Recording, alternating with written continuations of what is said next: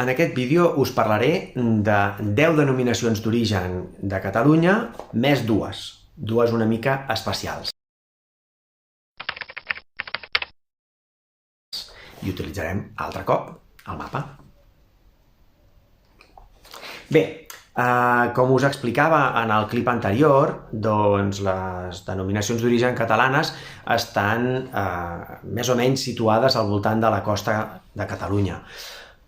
Si ho relacionem amb la història que us havia explicat en el capítol inicial, podem entendre per què, tot i que la geografia catalana permetria elaborar vi de forma econòmica i industrial a tota aquesta zona i a més comercialitzar-ho amb una certa facilitat a través del mar, doncs per què només tenim vins, sobretot a la zona de Tarragona i puntualment alguna zona residual com és Alella i unes altres zones ja una mica més allunyades que són Empordà. La industrialització hi té molt a veure.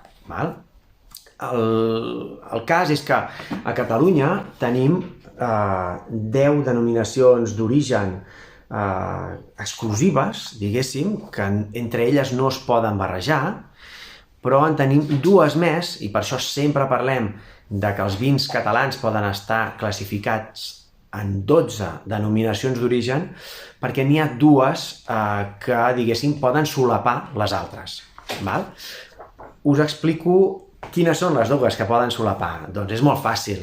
La denominació d'origen cava, que pot ser en una zona de Catalunya aquí no es veu molt bé, però si veiéssiu el mapa de Catalunya, doncs ja que és pràcticament la zona del Penedès, la zona de Conca de Barberà, zones del Bages, Alella, zones de l'Empordà. Doncs en aquestes zones, encara que hi hagi vins d'altres denominacions d'origen, aquells mateixos cellers que poden fer vins d'altres denominacions d'origen també poden qualificar els seus propis vins com a denominació d'origen cava. Això passa també amb la denominació d'origen Catalunya, que, diguéssim, seria aquesta d'aquí. Aquí no sé si es veu, s'aprecia prou bé, però és una àrea extensa molt més gran que la de cava, perquè en realitat és a totes les àrees de Catalunya on hi ha vinya.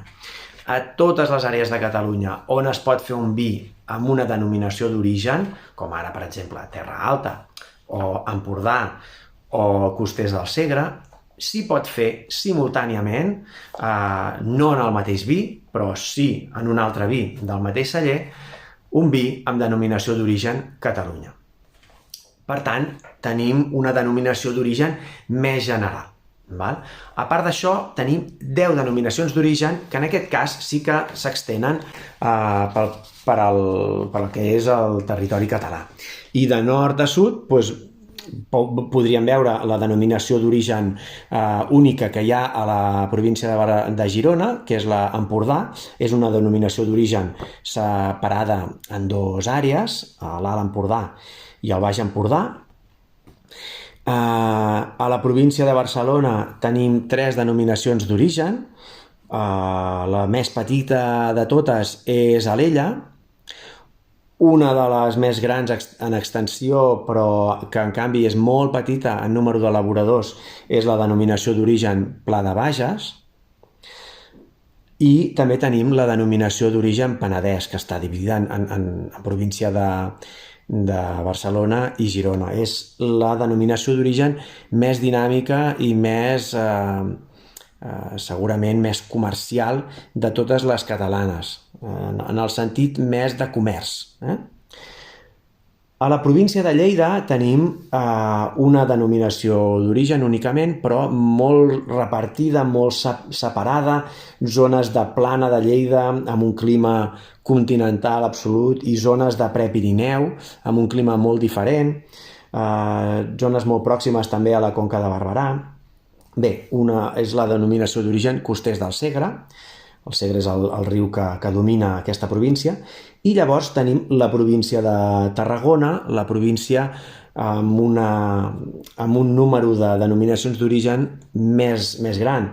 Exclusivament dins de la denominació d'origen Tarragona tenim Terra Alta, tenim Tarragona, una denominació d'origen molt extensa també, tenim Montsant, tenim Priorat, tenim Conca de Barberà i tenim un tros de la denominació d'origen Penedès.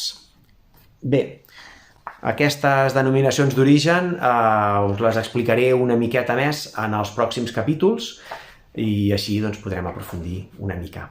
Apa, fins aviat!